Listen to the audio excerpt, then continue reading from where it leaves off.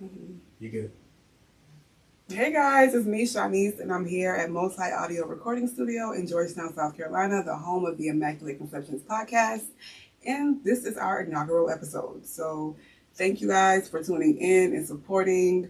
By the time you see this video, it'll be weeks from now, but just stay tuned. I do also want to thank Mr. Flash E. Williams for being our first guest. Thank you. Thank you. Yes, Thank here you in the very studio, much. home, Georgetown's own. Feels good. Feels good. How does it feel to be home? I'm not gonna lie, it feels great. A lot of things haven't moved. Some things have moved. You know what Right. I mean? A lot of upgrading. Shout out to this beautiful establishment. You know Yes. what I mean? I miss town. I'm not gonna lie.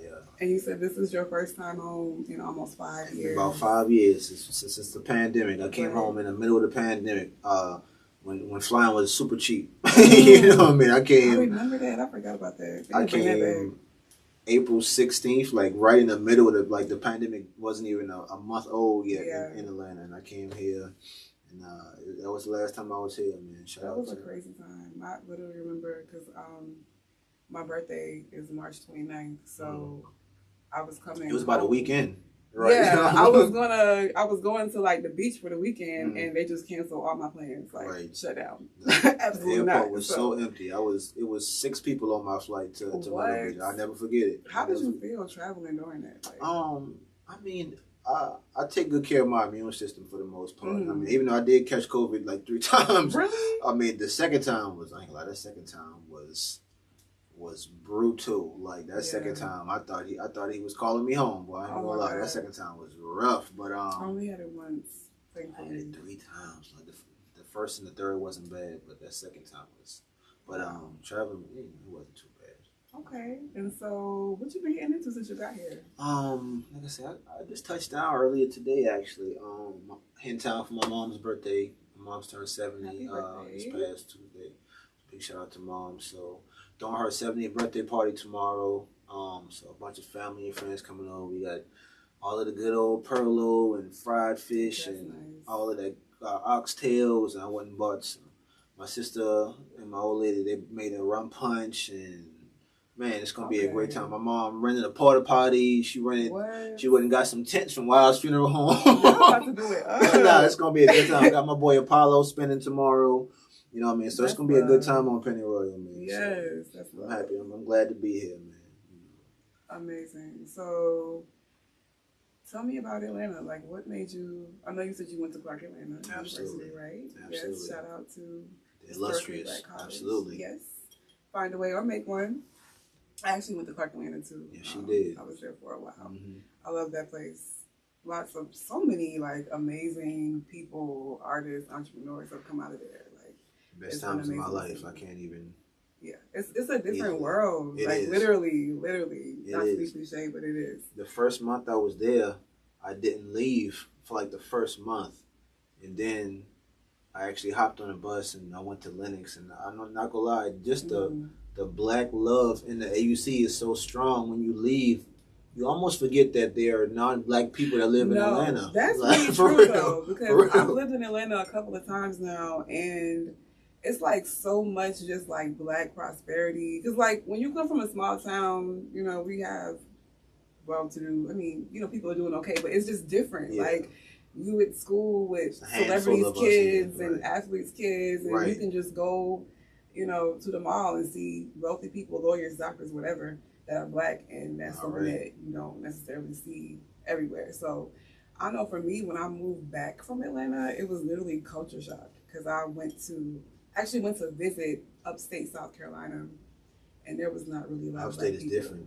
Yes, I was like, oh my God, like where? It felt surreal after leaving from Atlanta and being around just like, I never even saw anyone that wasn't black for, like I would have to go far out to see people. So definitely a crazy experience, but enjoyed it. So I came to Clark because my sister moved to Atlanta in 2000. And I started visiting, you know what I mean? I started going to Atlanta in the heart of the BMF days. Like, I saw Atlanta. Like, I saw the BMF billboard. Like, I saw it all. Like, I saw Trap or Die the day it dropped. I remember everyone riding around in Greenbrier Mall playing Trap or Die mixtape. So Atlanta really drew me in when I first started visiting. And I visited Clark, Atlanta, homecoming week 2005. And I was like, yeah, this is like a different world. It's like in life, like a real life. So much going on. So much. Like, I mean, any day of the week, it don't matter what your interest is, you will find something to do. You can go to different restaurants for every meal every day and never run out of restaurants. Like, it's crazy. So, man, it was so beautiful. It was, like coming from where we from, it was just to meet other intellectuals and other people that were diverse in the things that we, I guess we call them eclectic, like ourselves, are interested in. It was dope to meet other people that were into the things that a lot of people may shun here in a smaller city, listening to a different form of music. So Clark, Atlanta really drew me in with it. And they had a fashion program, so I was always into fashion. I got accepted to SCAD, and I got accepted to a small school called Barter College, Barter College, and I got an AIU. But neither one of them really had like a homecoming thing. So I was like, I want to go to a school that got like a basketball team and a football team. So, I got into Clark. Shout out to my sister for co-signing me, man. Big shout out to my sister. I paid my federal loans every month, so don't y'all try to garnish my wages. Yes. You know what I mean? Listen, if you have not been paying your student loans, it's time for you to start paying them right now. $294 every month. Because it's about to really wreak havoc on your credit. They're gonna start garnishing wages, so like take care of it. I know it's like very every stressful. Other Friday of the month. Don't y'all bother. Take care of it. Right. But I would rather just voluntarily pay it than to have somebody just be snatching my money out my check every week. Like they're gonna take more than what you want to pay. Right.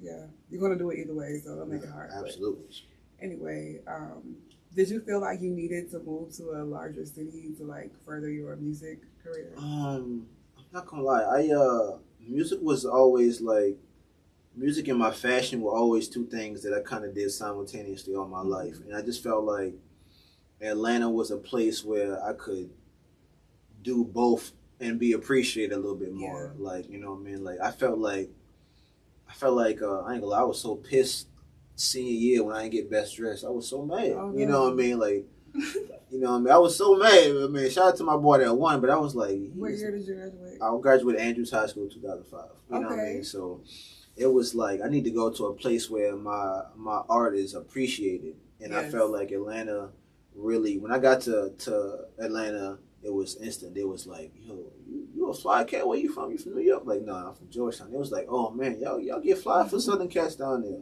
So it was like, they appreciated it. So that's why, another reason why I really think Atlanta was the right choice for me.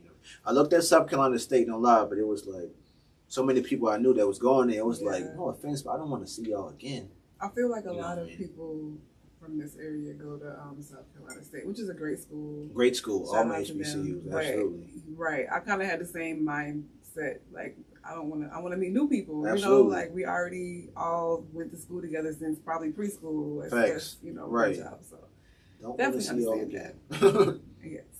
So tell me about how you got into rap. Like, what made you start rapping? I think we spoke a little bit about this before. Everyone in my household was about 10 years apart. My mom born in 55. The guy she was dating was a little younger than her. He was born in 65. My sister born in 75. So I just grew around just 3 different generations of music. You know what I mean? From Anita Baker, Heavy, the guy my mom was dating. He was a huge Ice Cube fan and Public Enemy fan, so he would play Predator all the time. He would play America's Most Wanted, Fear of a Black Planet. He was playing all of that stuff at a young age, and I was like, and my sister, she's always been a huge hip hop fan. Like, she introduced me to Wu-Tang in '94. Shout out to '94, just one of the best years of hip hop ever. You know what I mean? So it was like I got all of that. You know what I mean? And really, Juice was probably the turning point. Watching the movie Juice, it was just like the features, you know what I mean, from Special Ed to Pop to Queen Latifah to, you know what I mean, just everybody, you know what I mean. I could definitely hear those influences when I've been listening to your latest project, The God Body Volume 1. I appreciate that. It definitely gave me like classic hip hop vibes, because I feel like right now when you listen to like any type of, which I don't really listen to rap music that much. Like, I do, but I'm more on the like, neo soul, R&B type of vibe, but your music doesn't sound like the new hip hop where it's like now everything is catchy, it's a TikTok song, it's something to go viral, it's quick, and it's just like I like to listen to a whole project. Like I want to hear the whole album from front to end with no skips, and that's how I felt like when I played your. No, I'm definitely more of a conceptual type of guy. Like I appreciate a good single, but I like to create a body of work that just kind of describe what I'm going through in life at the time. Usually 7 songs at a time. Shout out to the gods. Usually 7 songs at a time that really just encompasses like the point I am in life at that particular moment. You know, why 7? Shout out to the nation of the gods and earths, religion I really respect. And 7 is the God number that they always use. And 7, you know, 7 bodies of earth, 7 major bodies of water, 7 days a week. You know what I mean? The number 7 is a lot more spiritual than people realize. You know what I mean? The 7 organs of the body. You know what I mean? Like it goes deeper than just a numeric number. So I use 7 a lot. You know what I mean? And 7 is their logo also. So. Okay. 7 it represents, you know, in supreme mathematics, the number 7 represents God. So I use 7 a lot. You know what I mean? And everything. Most of my projects from here on out are gonna be 7 songs. You know what I mean? So I love that. I love that.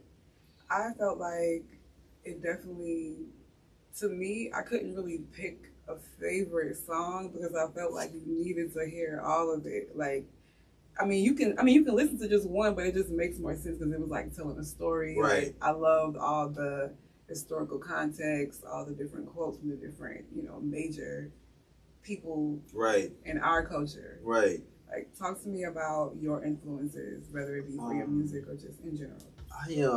I'm a huge just learner. Like I love to learn. Like I spend at least probably 60 hours on YouTube, not watching sports or anything, just really indulging in something that I don't know. You know what I mean? I like to huge Farrakhan fan. Shout out to the Honorable. Also shout out to figures like Nina Simone, Dr. Francis, rest in peace her soul. She died a couple years ago. Just so many black figures, Stokely Carmichaels, the Marcus Garveys, the Khalid Muhammad's,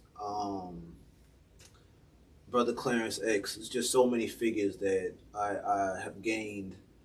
I feel like it's helped my music, you know, give me something to talk about instead of, it's artists that I've learned a lot from musically, but I feel like my major inspiration has been like historical figures. Like I feel like I felt like there was a lot of like themes of Black liberation in your music, and one of the other themes that I picked up on a lot was like high honor and respect for Black women. Absolutely. Which is something that we don't get a whole lot of in modern hip hop music. It's a lot of the opposite, you know. So I thought that was really refreshing. Like, what makes you want to talk about women? I really don't know where I would be without the strong women in my life. You know what I'm saying? Between my sister, my mom, and my old lady, even down to my nieces, like they all give me a different type of love. You know what I mean? You know what I mean? I can't really put it into words. Really, I've been looking at this picture on the wall the whole time. Like just a Black woman, like she is, you know.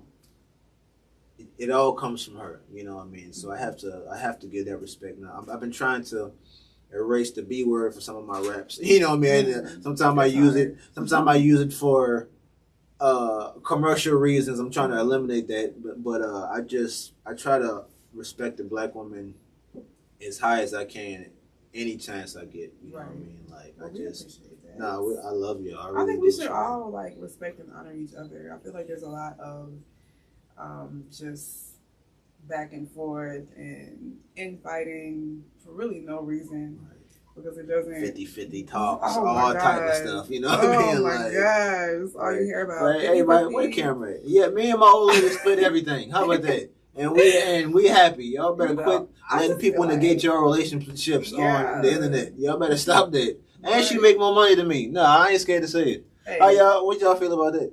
Right. Right. It works. I make sure she eat breakfast every morning. I make sure there's gas in the car. I make sure she get dinner at night and a whole bunch of other things. Y'all better respect y'all Black women. If you respect your black woman and treat her as such.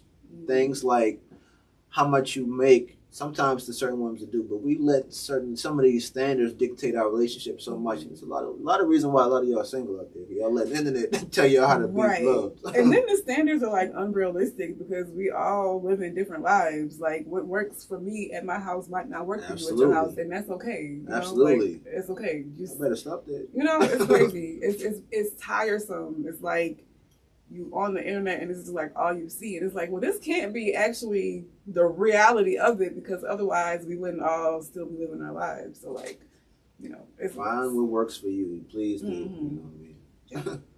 Yes. So speaking of black women, it's Mother's Day weekend. Yes, I think you were telling me earlier. It's your mom's birthday or just passed? Yep, she turned 70 on the 6th. Okay. Shout out to Mom. Happy birthday Mom's to your a Taurus, mom. Absolutely.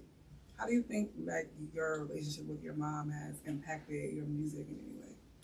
My mom, I just feel like she I get all my style from my mom also. My mom is a very fly lady. She's more casual now because she's older now and she do a lot of working. But my mother grew up as one of the flyer ladies in Georgetown. I remember the first time she wore a pantsuit to church. Older ladies was she had a nice Calvin Klein pantsuit. Because you can't wear pants. This is like the early 90s, like 94. Okay. You know what I mean? This is when you still had to have your knee covered back at, in AME church. She came with a navy blue pinstripe blazer with the pinstripe shoes and the nice blue heels and with the white collar satin shirt underneath, and they gave her hell. Controversial. Man, wow, it was right. So it's like crazy. right. A pantsuit was crazy. So that, and just my mother. My mother is very Georgetown County. Like my mother is from Pennyroyal, but she grew up a lot in Georgetown. And she did her college days in Charleston. So my mother is very Geechee, you know what I mean? So I try to relate a lot of my mom, and I look just like my mom. So I can't help but, exude that energy that she gives out. So, and like I said, she put me on that Anita Baker and that Freddie Jackson back in the day. So it's just like, I will never forget. She's like the foundation of my musical taste. You know what I mean? Like to this day, I still love Anita Baker. Obviously, you were just talking about your mom wearing a suit to church. So did you like grow up in the church or? I saw the power of music in church first. Okay. I'm not gonna lie. Like I first saw people crying to church music first before I saw any emotional relationship between people and music. So just seeing that and just the just kind of like the structure of the church and this music. You know what I mean? Like the intro, the ending, certain, and it used to be, rest in peace, this older man who used to be at our church. He used to, every once in a while, pastor would like sing this song. It was maybe once or twice a year. He'd sing this song. He had a beautiful voice, and I just see people in church just flooding their eyes. Just seeing the emotional reaction of music in the church really made me want to put a lot of emotion and depth into my music. Just watching that in church, no lie. Like so, church I didn't grow up in the church a lot. I did go to Bible study sometime on Wednesday. Shout out to Greater St. Stephen and Reverend Carl Anderson, great pastor. Actually a relative of mine also. He's married to my cousin Doris. But I shout out to just my relationship to church. Like I said, I didn't grow up heavily in the church. I'm not a big Bible head, nothing like that, but just I felt like that musical relationship that I saw in church did have a strong effect on me. Absolutely, I respect that. I think that the church is like I wouldn't say I necessarily grew up in church. Like maybe there was a time period in my life where we were in church a lot and then we just weren't. But I feel like it does create a certain type of community. Like it does. Even if you're not a religious person necessarily, you can probably still benefit from a church community sometimes. No, you're right. Absolutely. And it like kind of lays a foundation. So like even if you decide, you know what, I'm not really a Christian, that's not really who I am as a person, there is something that you can take from it that will benefit you in some way, I think. Now, being communal is also a key to long life also. Like being around people that have your back is very important. I feel like the church is a lot where it starts at. I believe that. So. Yeah, I definitely think that having community, whatever kind of community it is, like we definitely need people. Absolutely. Because you can't do it by yourself. I mean, and what fun would that be if you were to be like in the world by yourself? Just Nah, you're right. If you can't go anywhere, the church will be there for you. You know what I mean? For the most part, no matter what, sometimes people, like I said, I'm not a Christian, but sometimes I feel like the church gets a bad rap for what they may or not do. But for the most part, most churches that I've seen, they will welcome you with open arms. So you know what I mean? There's a lot of like food programs and things like that around town. So I definitely respect that. Absolutely.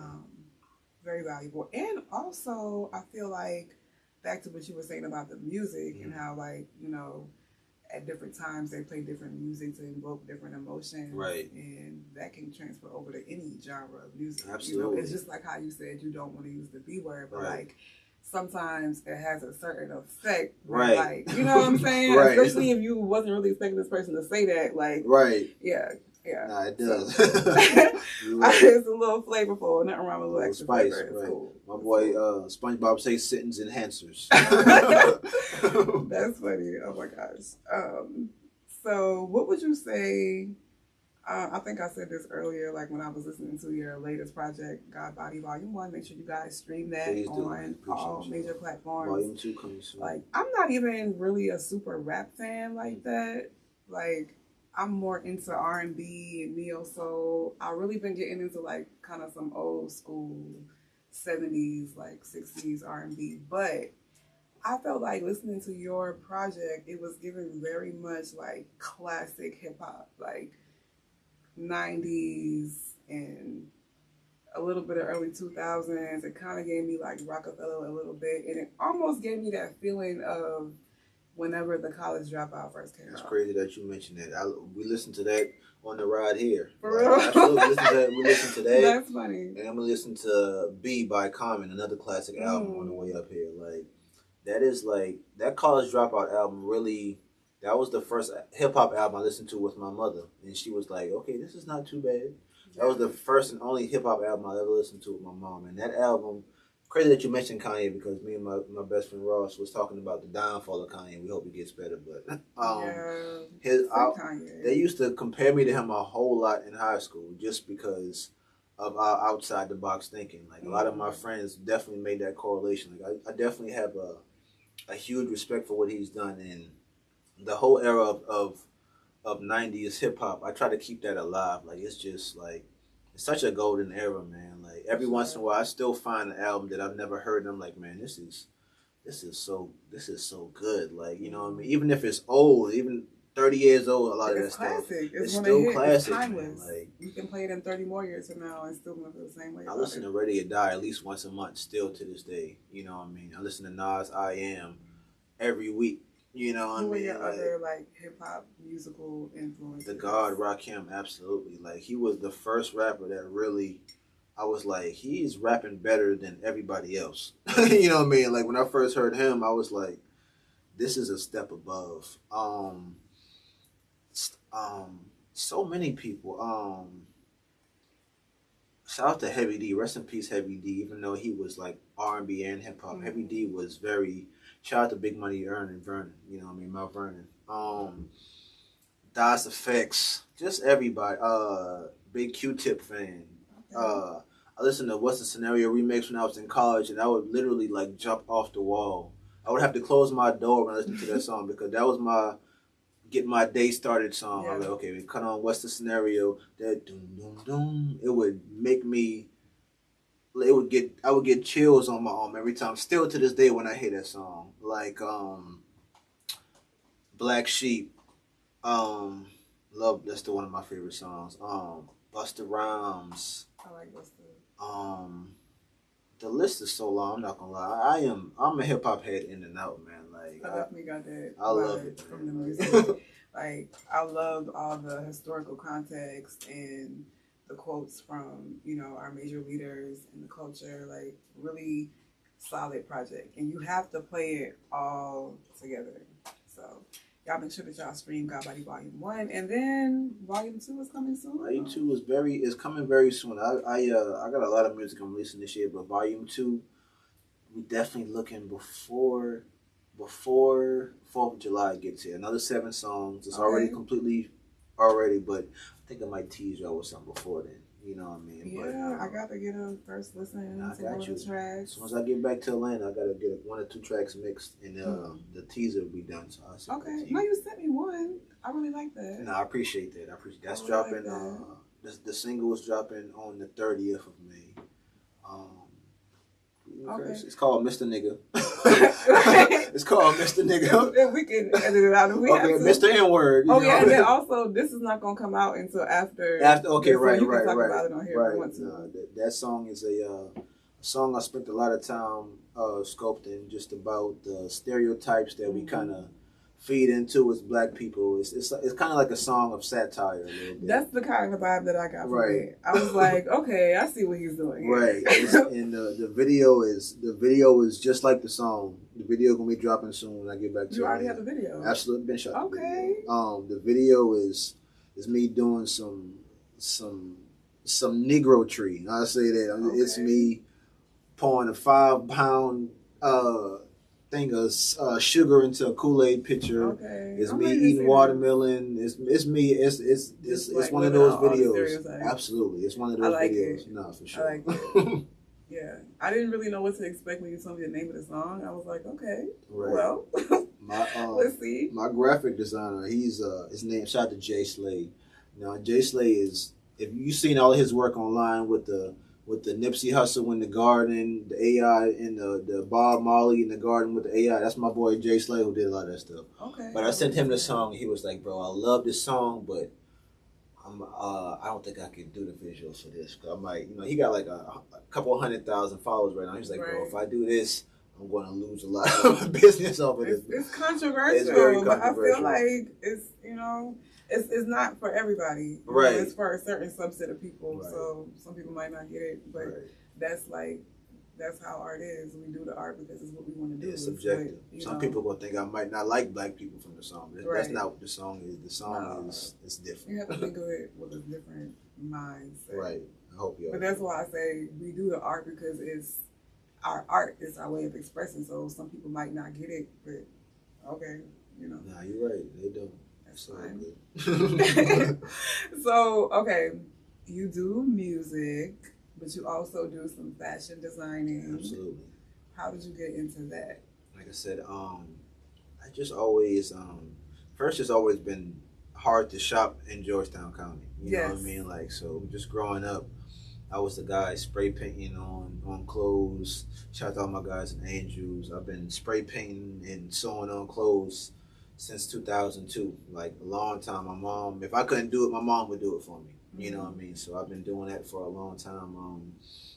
The line I specialize in now is called Gloria Jean. It's my mother's nickname. Her name is Gloria Jean, but we're from the country, so we call her Gloria Jean. So, and it's based on putting denim on a lot of things that maybe aren't denim are already denim. So, shout out to Gloria Jean. The number that we represent is 55. So we put a lot of 55s on everything. That's the year she was born. It just looks like a real classic number, also. You know what I mean? So I like odd numbers. I like 3, 5, 7, 9. Love odd numbers, right? Nah, for sure, man. Fashion is just something it's another way to express yourself outside of music, and I feel like it's a less complicated form of expressing yourself. Like sometimes it's hard being an artist. You gotta go to the studio. You gotta find a beat. But if you want to be fashionable and express yourself that way, you can go to the Salvation Army or Goodwill and express yourself that way. So, absolutely. I'm a huge Goodwill, H&M, Ross, Marshalls, Burlington type of guy. I go to Marshalls and Ross every Monday in a different side of Atlanta, trying to find different things. this, whatever I could find. I love that. Is there like a favorite piece that you've made? A favorite piece I've made. I made a nice crop trench for my homegirl Monet. I think you might have seen the pink one. It's a nice pink jacket I made for her. She's from Brooklyn. Shout out to Monet. I ordered like a one of one. I put like some yellow cab patches on it, rotten apple patches, Yankee patches over it. No, absolutely. I think I know exactly what you're talking about. It's really nice. I just love the eccentricness of it. I like things that are not necessarily perfect. Right. May not be symmetrical. I like a little mix and match. And that's exactly what Glory Jean is. Sometimes I may rush a little bit, like the cardigan I did up there. Like sometimes the lines might not be perfect, and I could take my time and do it, but it's like fashion isn't supposed to be symmetrical all the time. Like, well, because that would just be like everybody else, Like my point exactly. You got your own little style. It's unique. It stands out, and it's not like anything else that you really see. Right. So I like that. So and I'm just a messy person also. I'm not the cleanest person as far as like my clothes all over the place. So my fashion is the same way. I'm not gonna lie, it's kind of all over the place. Do you take custom orders? Absolutely, all the time. Okay. All the time. Well, I ain't too pricey, so y'all give me a call, man. I prefer the fall pieces, but I still do jeans. Like I said, I did these jeans. I do shorts. I'm working on some polos right now with a nice design with my boy Malcolm out of LA, New Land, Atlanta. He does like everybody merch, so. I'm working on some pieces right now. Okay. Custom pieces. If y'all need them, definitely hit me up, man. I'm working on my boy E a piece when I get back. I know you're going to Africa real soon, so I'm gonna make sure I get you a nice piece before you come when you come back. Yes. I got you. By the time this podcast is released, I will be probably a day away from getting on the airplane. Okay, for absolutely. 3 weeks. You're gonna have a great time over there too. I'm so excited to just be able to immerse myself in the culture and make that connection between here and Africa, because I feel like we have a lot of their culture that's been held on to here, specifically in this area. Absolutely. And I think that people don't really know about it. Right. And I think that sometimes the perceptions that people in Africa might have of Black people in the United States, I think we don't. It's a whole lot of misconceptions, and that's nobody's fault. It's made to be that way. No, it is done intentionally. So I feel like we have a responsibility to change the narrative and bridge that gap. I definitely try to connect with everyone associated with the African diaspora. Mm-hmm. Especially like even our Latino brothers and friends. Yes. Like. In the I got some Latino friends, and they really love me, and I really love them. One of my best friends is a Puerto Rican guy, from the Bronx. Like, that's my brother. If you know anything about Puerto Ricans, they some of the most loyal people in the world. Yeah. So I definitely respect that. I feel like the exact same way, to be honest. I remember actually when I was like maybe 3 or 4 years old, my grandmother, she was like a head housekeeper at the old Seamless Resorts. Mm-hmm. And she worked in the hotels over there for like years and years. So like my grandmother was a very just like, if I ever met an angel, it was probably my grandmother. Right. And she would help anybody. She would feed anybody, like anything. So one day she came home from work with like a family of people from like El Salvador or something, like a whole family that they had got stranded on the beach. She's like, "Oh, you can just come home with me." That's awesome. And they stayed with us for like 3 days. Like, became family. Yeah. Absolutely. They had to, I guess maybe they ran out of money or something. I don't know. But for 3 days, They stayed with us. No speaking no English. We just, guys at the kitchen I work at, I buy them Christmas gifts the last couple of years. Like, they love me. Anytime I need anything cooked, anything for you, Patrick. Anything. Yeah. Like, I love them, for real. Even my great-grandmother, my family, like, grew up on North Miami Road. Okay. And so, like, my great-grandfather, he was a World War II veteran, and when he came back in the war, he built a house on North Miami Road, and it's still there today. But, as things changed, demographic changed in Georgetown, they ended up having a family moving across from them. And I'm not sure where they were from. I want to say they were like Venezuelan or something, because I don't ever want to like miscategorize anybody. Right. Or nothing, but they were Latino. And I never really got to know them because I haven't been living at home. But when my great grandmother passed away, those people were at the funeral. Like, you would have thought it was their grandmother. Right. Like, distraught. Like, I was like, okay. No, that's beautiful. They showed up. They came to the funeral. They came to the house. Like, very supportive. That's why you can make community anywhere. No, right. It's not about what country you came from, or, especially when you're talking about Black and brown people, because at the end of the day, like, we're still the minority compared to, or supposedly we're the minority. So there's no reason for an infighting between people that's basically trying to achieve the same thing for ourselves. It's all about moving our families, our generations ahead. So I respect. There's been so much propaganda that's been built to separate us because they know how strong we are together. Yep. Like, we all came from the same place, just dropped off at different locations before we got here. Literally, like. Yes. I remember before I moved back here, one of my first times, my Puerto Rican friend, I told you, shout out to my boy Orlando, he had moved to Myrtle Beach. I was still in Atlanta, and I didn't really have a place to go. His mom let me stay there. I was working at a temp agency. I had to get up like 4 a.m. And I was working at an old folks home one time, and she knew I needed that job. She went and bought me a bow tie for that job one day. Because she just knew I needed a bow tie. I woke up one morning, it was right next to me. She was like, I know you need a bow tie for the job. Shout out to Mama, man. Mr. Mary, such a sweetheart, man. She let me stay there. She gave me a key. I might have seen her one time in like a 2-month span because she was a red coat for Delta. So our schedule was totally opposite, you know what I mean? But she made sure I would have some nice arroz con pollo, you know what I'm saying, before she leave, you know what I mean? So definitely we have to try to stop the distance that's between black and brown people because there is a relationship there. Yeah. I respect that. So let's see, we talked about your fashion, we talked about your last project and your upcoming project. Did we talk about God Body too? I know it's coming. It's coming. Is there like a theme to it? Is it carrying on from the first project? Part 2, I definitely I feel like it's stronger than volume 1. I had to really dig deep and I've always been comfortable rapping, but I had to get even more comfortable as far as subject matter. I have I had to go deeper as far as production. Also, shout out to Black Metaphor. He got production on the project. Black Metaphor did Idols Become Rivals by Rick Ross, like the Birdman disc. He did Beautiful by Rick Ross, The Game and Jeezy. He did a couple joints. So shout out to my boy Black Metaphor. I call him my little brother. Him. I got my boy Loso. Loso did a couple things for Currency. A good friend of mine. I had to really just step the level up a little bit.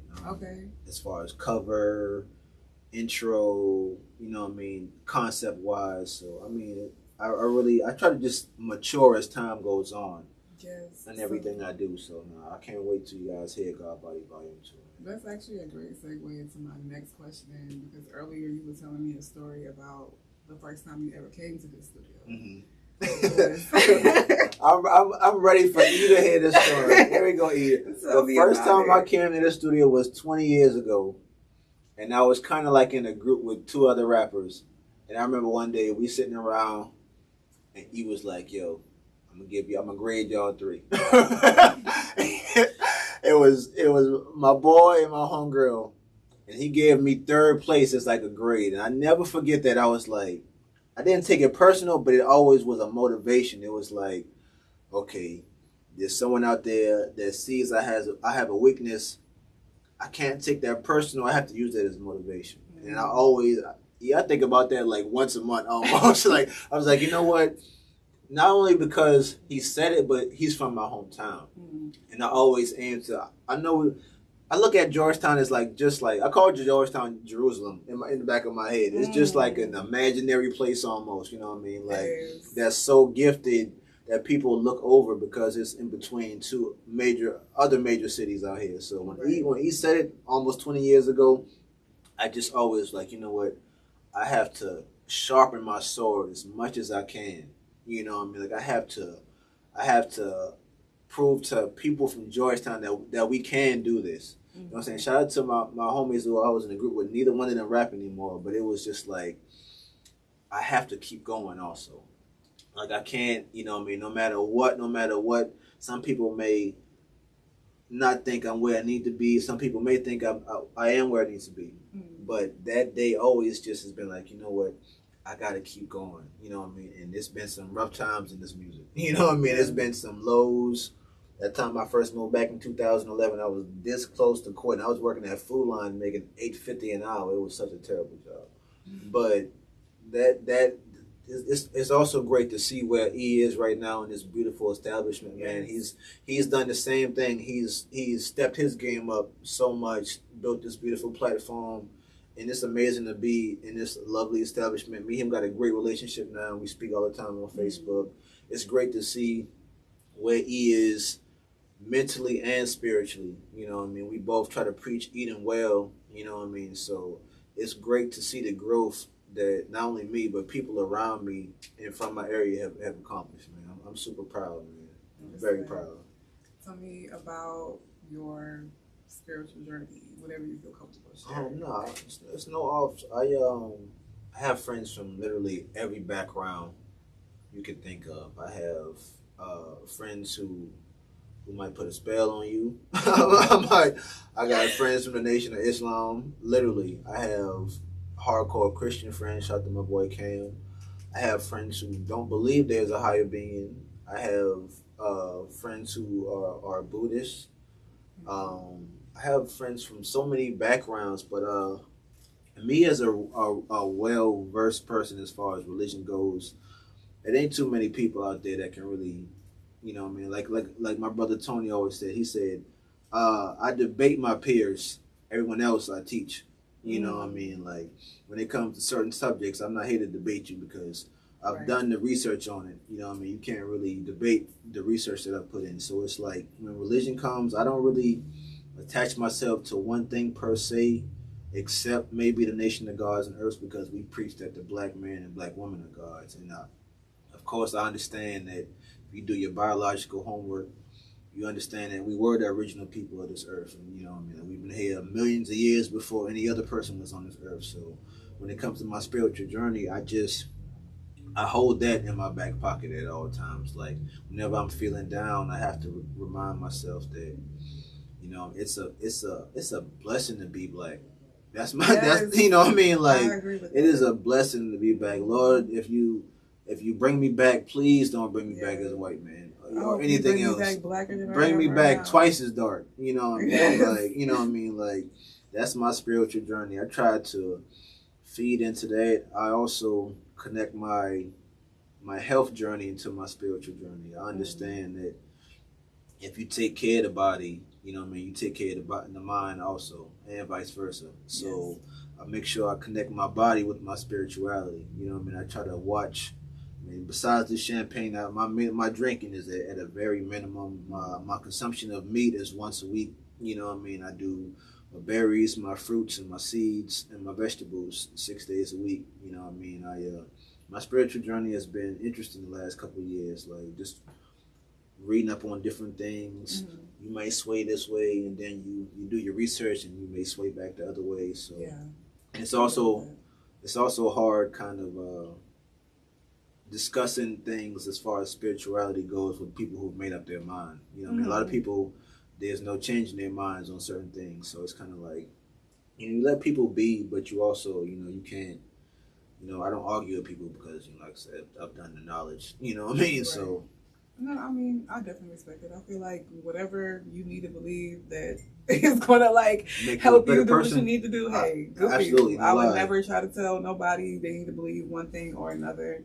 I'm the same way. I have friends of all different types of backgrounds, like anyone that you can think of, and hey, absolutely, much respect to all of that. As long as it's helping you be a better person, just don't be no hypocrite. You know what I mean? Like, a lot of people are so indulged into certain religions that they sometimes they step on their own feet. Sometimes, like, you know, be wary of that. You know what I mean? Like, I see what you're saying. You know what I mean? Like, they're like trying to be on I think sometimes people are trying to be super on the straight and narrow is because they're battling with something in themselves that they've been convinced is like evil or anti whatever religion they believe in. So they're trying to like overcompensate for it by trying to enforce it on everybody else, you know? So like, it's...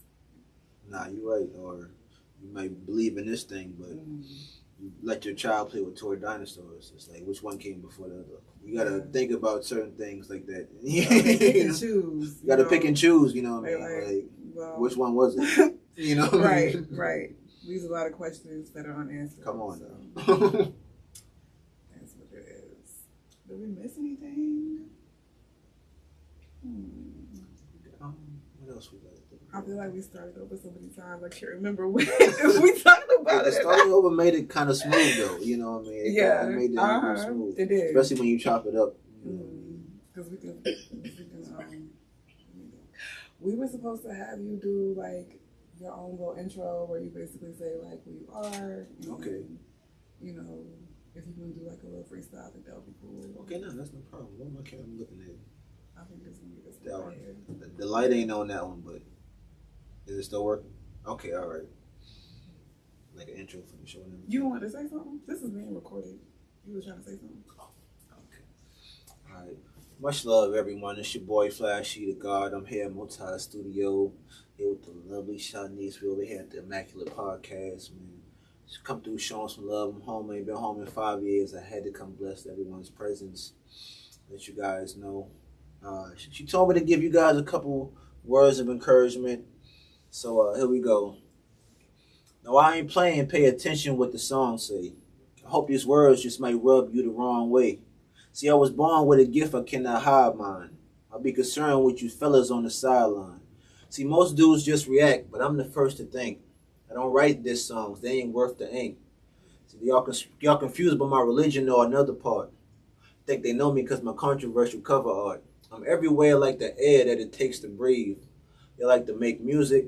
They like to make believe. Don't believe me because I'm speaking with my heart again. I don't argue with people I know I'm smarter than. I heard this song that you dropped back in June, July. See, I was rapping like that back in junior high. See, me and God have a bond. Tell the G salute. And that's word to your country ass Easter suit. Yes. Thank you. Yes, I like that. I like that. Very nice. Very nice. Very nice. How much time how long did that run? About an hour almost? Yeah. About an hour. About an hour. Okay. It wasn't bad. That wasn't bad. I think it was good footage and everything. Good convo. Okay. I think so. I can't think of anything else to talk about at this point. I think we covered it. We were supposed to talk about relationships a little bit. Oh, should we talk about that? At one time we did start talking about it a little bit. A little bit with my mom. Let's talk about it. Okay, Let's all right. talk about relationships for just a few minutes. Right. Yes. So,